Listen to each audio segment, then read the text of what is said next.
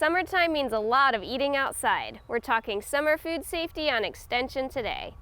Extension Today is sponsored by the Ohio State University College of Food, Agricultural, and Environmental Sciences. I'm here with Sanja Ilic, who is a food safety specialist with OSU Extension, to help us keep our food safe.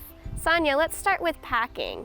So for the foods that we normally refrigerate, we need to make sure to keep them cool until they're consumed or prepared. So it is important that we line the cooler with ice packs at the bottom. We pack the food, and it is important to put another layer of frozen ice packs at the top. Do not open the cooler very often to pull out the snacks, because then cooler is going to lose the temperature and we might get in that risky zone of temperature danger zone. What I mean by temperature danger zone is any temperature between 41 degrees Fahrenheit and 135 degrees Fahrenheit, because that temperature allows for a very good growth of bacteria that we want to avoid in our food. Because of that, we want to keep foods cold, below 41 Fahrenheit, and hot foods hot, above 135 Fahrenheit.